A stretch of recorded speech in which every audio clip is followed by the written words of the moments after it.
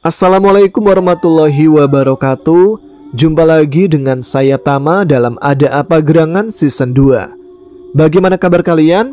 Semoga selalu diberikan kesehatan dan juga rezeki yang cukup. Episode kali ini saya akan membacakan sebuah cerita yang sudah dikirimkan oleh Mbak Niken. Mbak Niken ini membagikan pengalaman atau kisah hidupnya yang berhubungan dengan bulenya. Bule itu bisa dibilang tante ya kalau dalam bahasa Jawa. Mbak Niken yang merawat bulenya sampai akhirnya meninggal dunia mengalami beberapa kejadian aneh dan di luar logika. Semua itu terjadi karena kita simak saja ceritanya seperti apa. Teman-teman, ada apa gerangan? Ceritanya mulai dari sini. Assalamualaikum Mas Tama, tim Ada Apa Gerangan dan teman-teman pendengar setia. Selamat malam Mas. Mas Tama bisa memanggil saya dengan nama Niken. Sebuah nama samaran ya. Kenapa saya samarkan? Karena saat ini banyak tetangga di kampung saya yang juga mendengar cerita di Ada Apa Gerangan. Saya takutnya kisah yang akan saya ceritakan ini membuka masalah keluarga sendiri. Tujuan saya bercerita tentu supaya bisa diambil pelajaran. Dan untuk saya juga ada media untuk menumpahkan keresahan yang saya alami.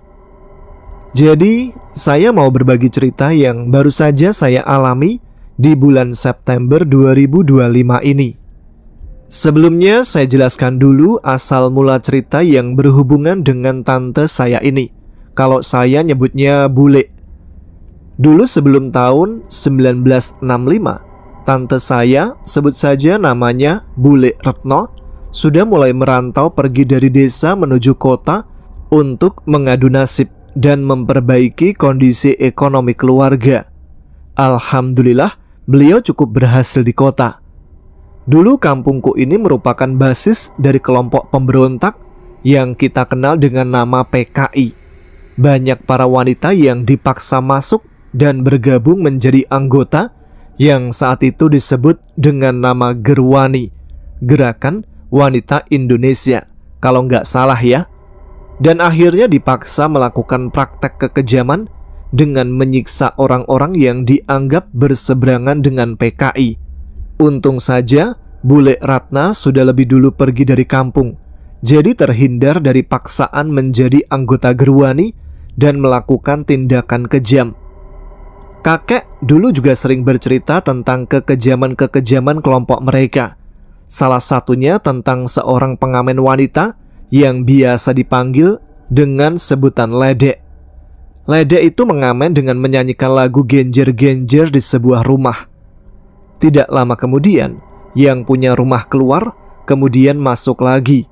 Tapi tak diduga, pemilik rumah keluar lagi dengan membawa sebuah pedang panjang. Dan tanpa basa-basi menebaskan pedangnya ke leher sang pengamen hingga kepalanya putus. Dan peristiwa itu terjadi persis di hadapan mata kepala kakekku sendiri. Sontak kakekku langsung lari tunggang langgang. Kata kakek, memang pemilik rumah adalah salah satu pimpinan kelompok PKI. Kakek juga bercerita tentang kakek buyutku yang menjadi buronan PKI karena menolak masuk ke dalam kelompok mereka. Kakek buyutku merupakan orang yang rajin melakukan tirakat, puasa, bahkan pati geni, sampai beliau memiliki sebuah kemampuan untuk menghilangkan diri ketika dicari. Tapi udah puasa, tirakat, bahkan pati geni, masih kalah pintar sih sama koruptor yang sudah divonis hukuman. Pintar menghilangkan diri setelah mengeruk kekayaan alam Indonesia dan jadi bos minyak. Sampai sekarang gak ketemu kan? Pintar banget. Beda sama kakek buyutku, sepintar-pintarnya beliau menghilang, akhirnya ketemu juga.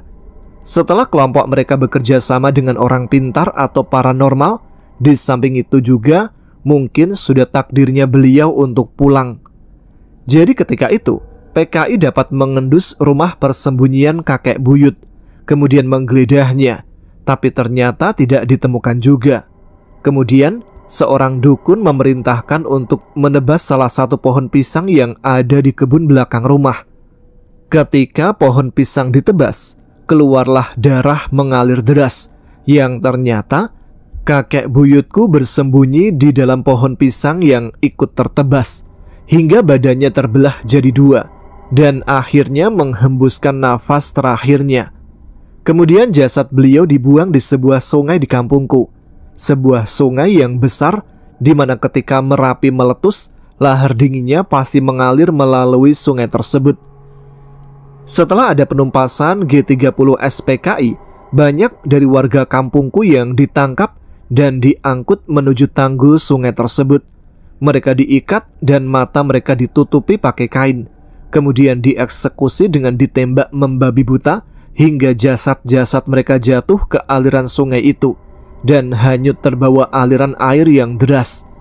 Bahkan waktu itu, para penambang pasir pun masih sering menemukan banyak tengkorak-tengkorak di aliran sungai.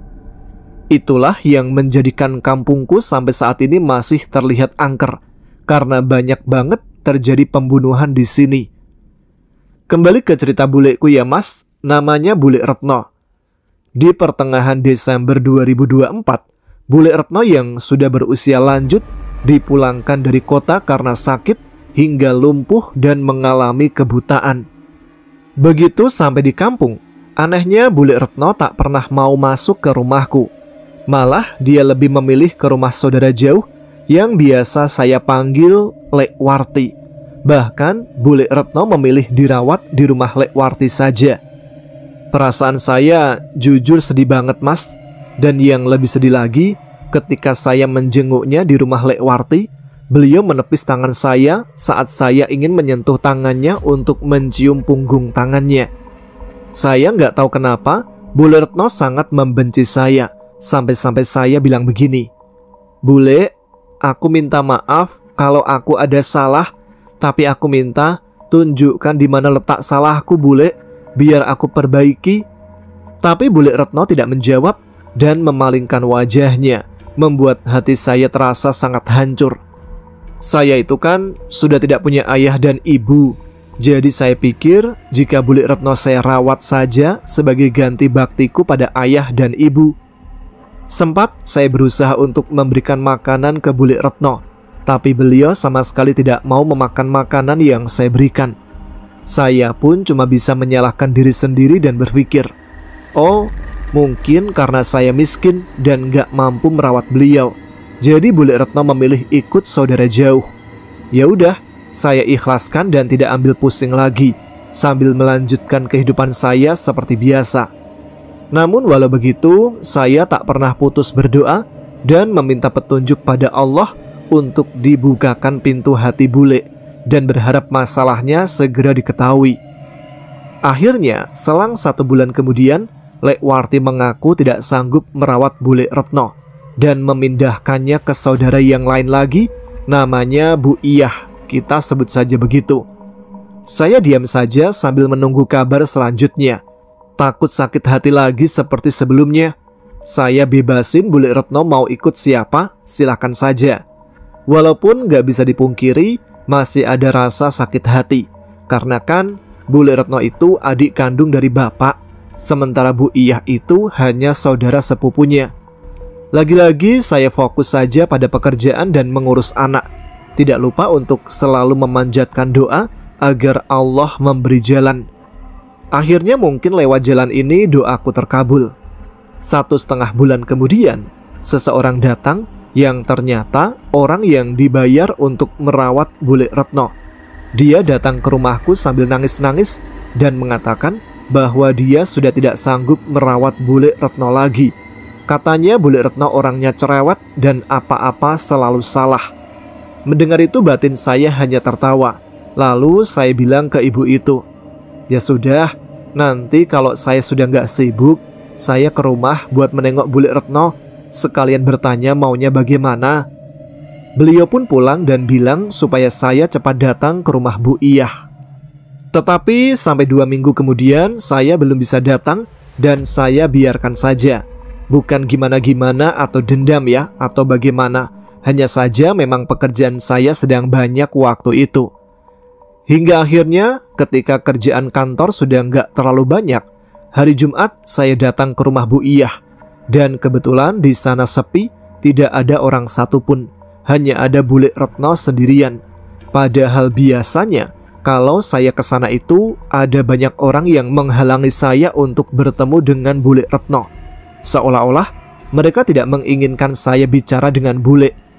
Mungkin kesempatan ini juga jawaban dari Tuhan ya mas. Bule Retno benar-benar sendiri, terbaring tanpa ada yang menemaninya. Saya menghampiri dan menyapanya, tapi tiba-tiba saja bule Retno menangis. Saya pun bertanya kemana orang-orang.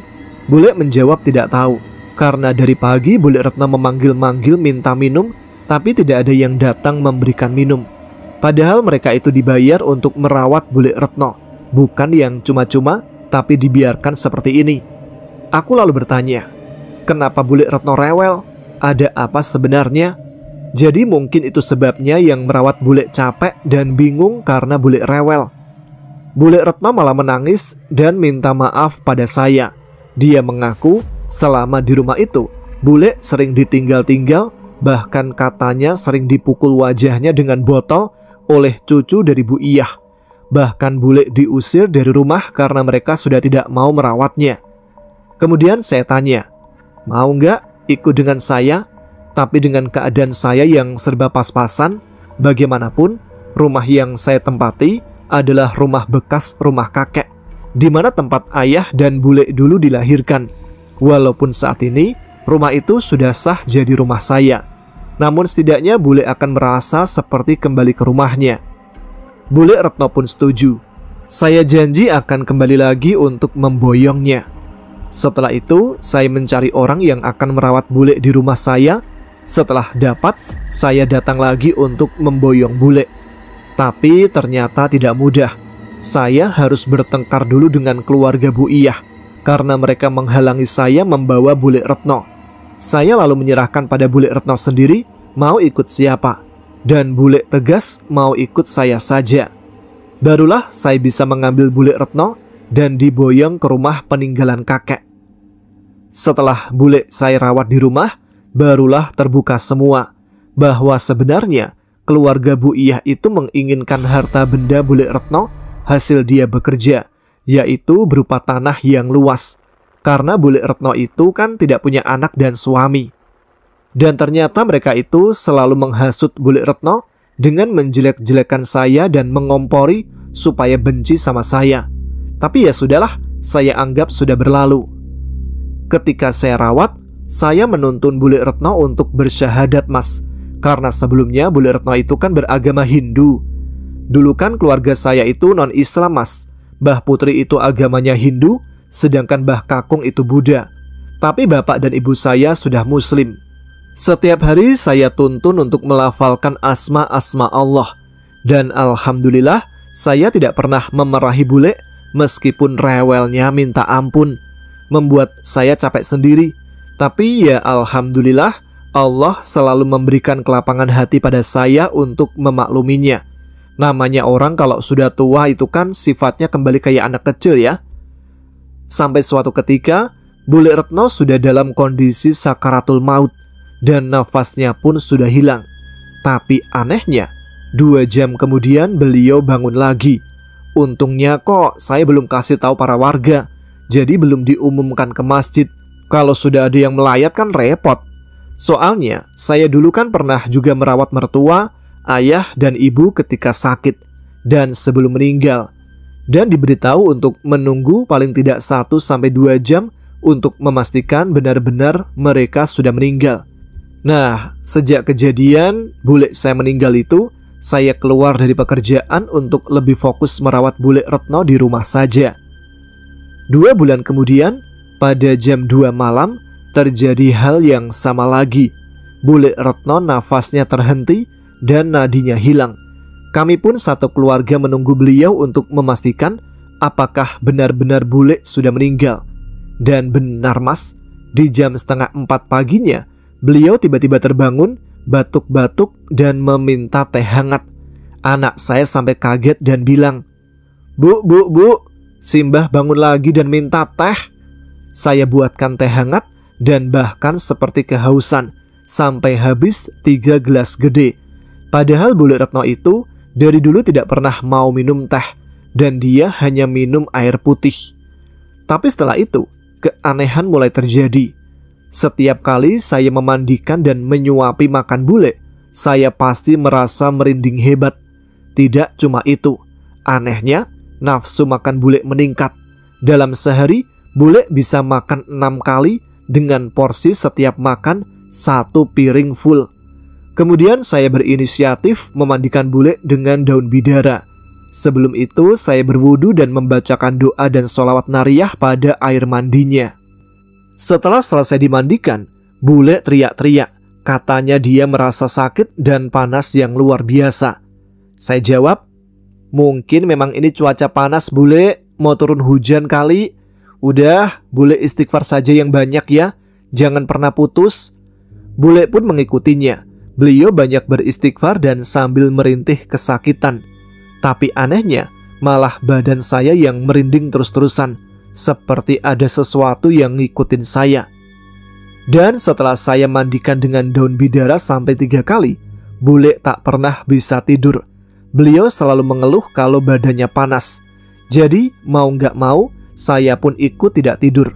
Saya menemani bule sambil terus membacakan surah Yasin di sampingnya hingga subuh. Barulah setelah itu, bule bisa tidur. Keesokan harinya, saya berinisiatif memasak sayur daun kelor dibuat sayur bening. Kami sekeluarga memang suka sayur bening daun kelor, plus sambal tomat dan tempe goreng. Ini malam-malam jangan pada ngiler ya. Hari itu saya suapi makan bule dengan sayur daun kelor. Namun pada suapan ketiga, bule mengeluh bahwa tenggorokannya sakit seperti ada duri di dalamnya. Saya jawab, mungkin efek bule teriak-teriak kepanasan terus kali. Udah, dihabiskan ya makannya. Namun, keanehan lain muncul setelahnya. Ketika piring bekas makan bule saya taruh di tempat cucian piring bersama piring dan gelas lainnya, hanya piring bule yang dikerubuti belatung. Awalnya saya kira itu nasi mas. Ketika mau nyuci piring kok putih-putih seperti nasi banyak banget. Siapa ini yang buang nasi?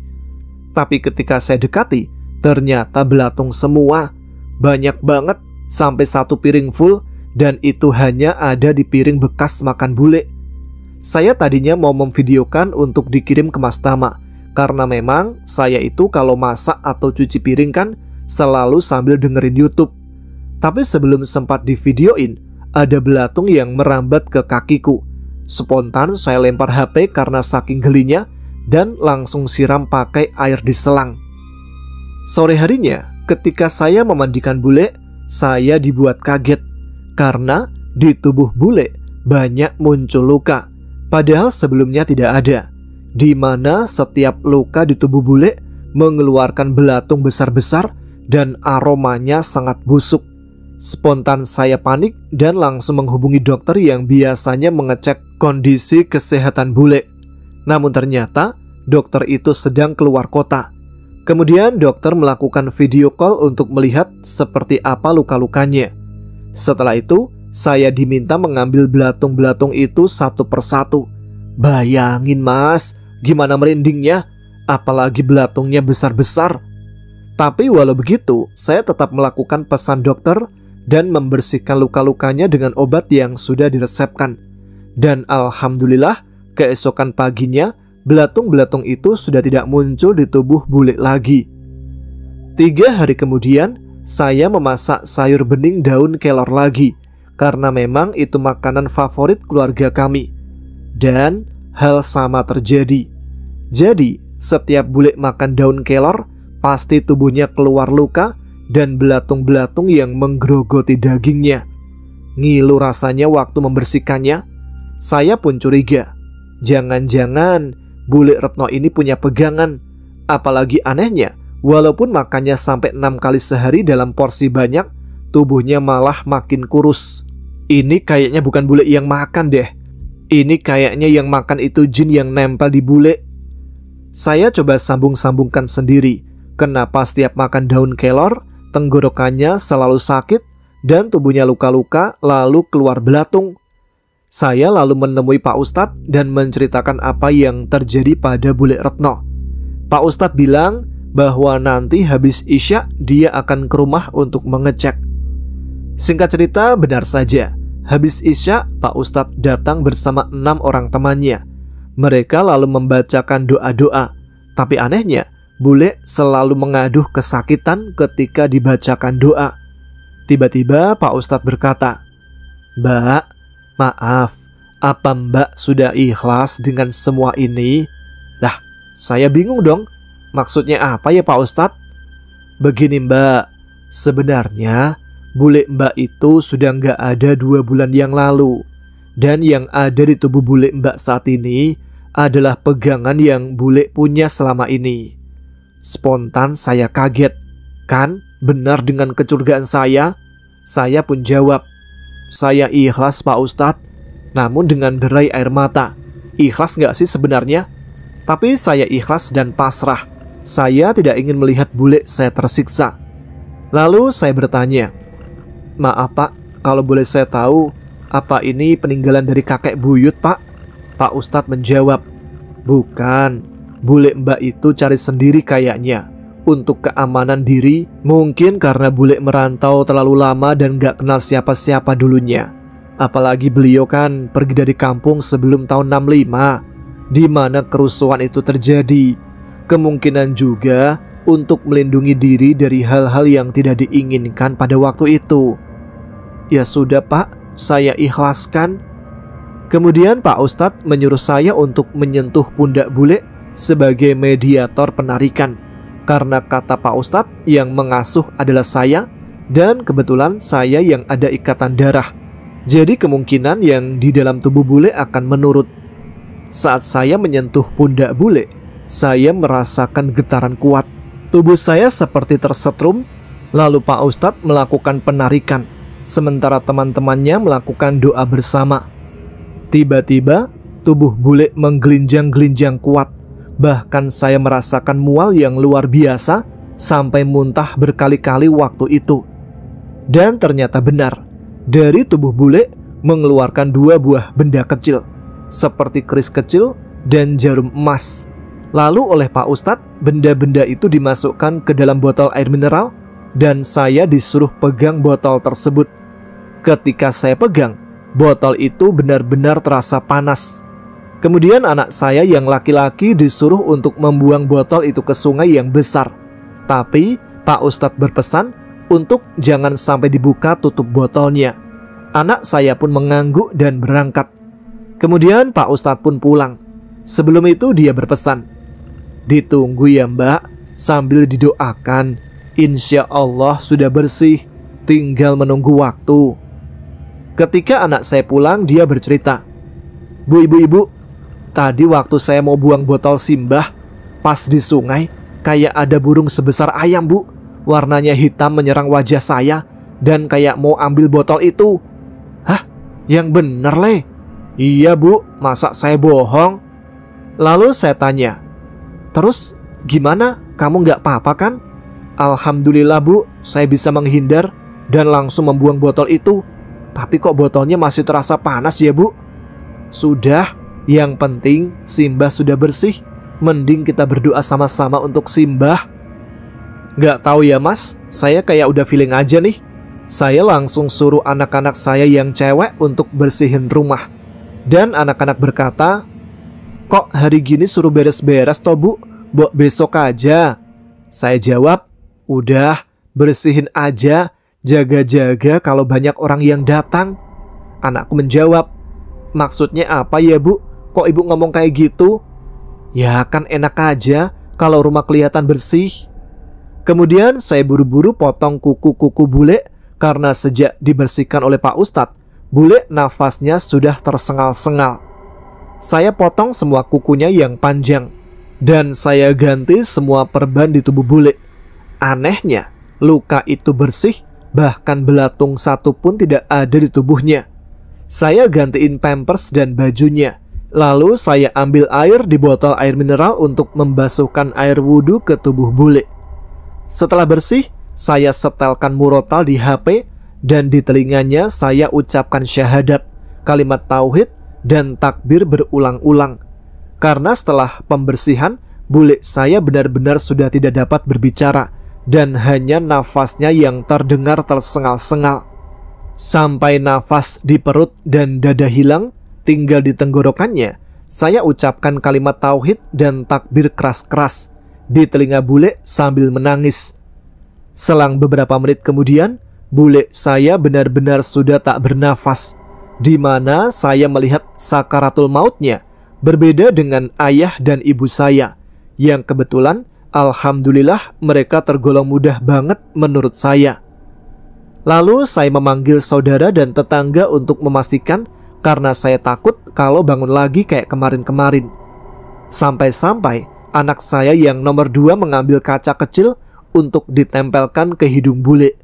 Dan benar, kaca itu sudah tidak ada embun sama sekali. Lalu ada tetangga yang memanggil Ustadz dan Pak RT untuk memastikannya. Pak Ustadz pun mengecek lalu berucap, "Innalillahi wa inna ilaihi roji'un." Turut berduka cita ya mbak. Spontan saya dan anak-anak menangis sedih. Lalu saya berucap, "Bule, kalau ada salah, aku mohon dimaafkan. Kalau kurang dalam merawat, aku minta maaf." Lalu kucium kening beliau. Akhirnya, bule Retnoku benar-benar sudah berpulang ke rahmatullah di tanggal 18 September 2025 ini.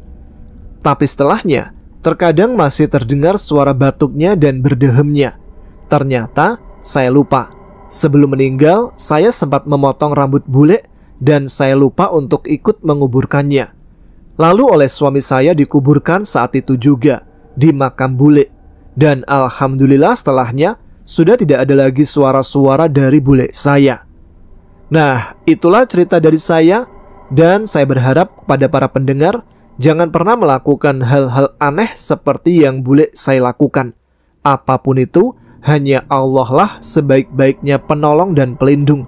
Asalkan kita benar-benar mau dekat dengan Allah, insya Allah apapun yang kita minta, asalkan untuk kebaikan akan selalu dijawab. Doa terbaik untuk Ada Apa Gerangan dan Mas Tama. Insya Allah channel ini akan selalu menjadi channel terfavorit saya. Mohon maaf jika ada salah-salah kata dalam penulisan. Wassalamualaikum warahmatullahi wabarakatuh. Waalaikumsalam warahmatullahi wabarakatuh. Terima kasih untuk Mbak Niken yang sudah berbagi pengalaman hidupnya.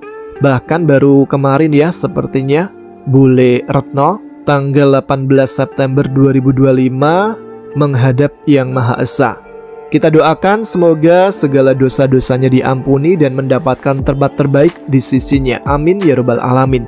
Semoga cerita ini ada yang bisa kita ambil, dan terima kasih untuk teman-teman yang sudah menyimak episode kali ini. Bagi yang punya pengalaman mistis atau pengalaman hidup yang bisa dibagikan, kalian bisa kirimkan ke email kami di adaapagerangan20@gmail.com supaya bisa saya bacakan dan kita dengarkan bersama-sama. Terima kasih sekali lagi, jangan lupa tuliskan komen, tunjukkan eksistensi kalian. Dan sekarang saya Tama harus pamit. Jumpa lagi di episode selanjutnya dengan cerita lain yang tidak kalah seru. Tetap semangat, jaga kesehatan. Wassalamualaikum warahmatullahi wabarakatuh.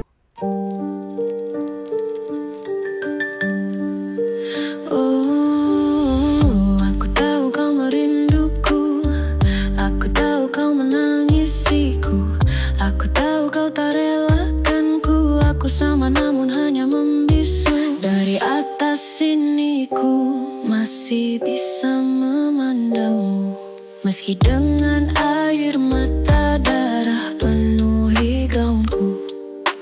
Gaun putih ini perlahan memerah seiring ku tak tentu arah.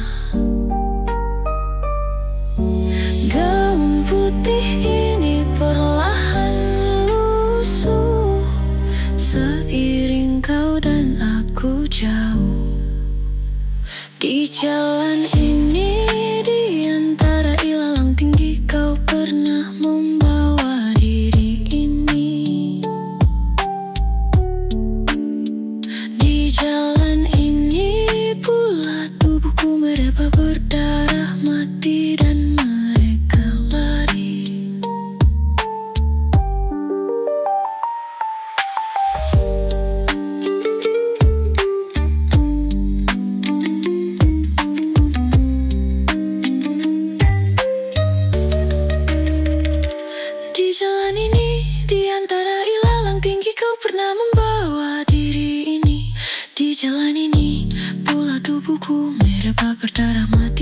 mereka lari.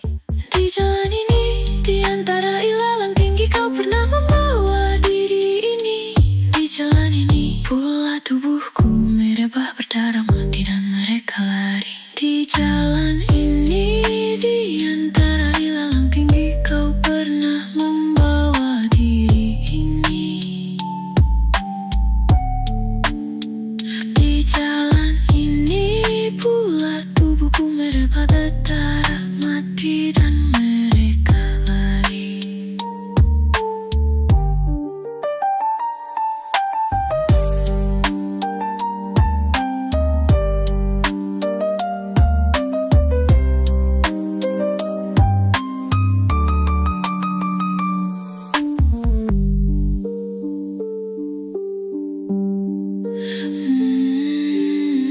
Di jalan ini, di antara ilalang tinggi, kau pernah membawa diri ini.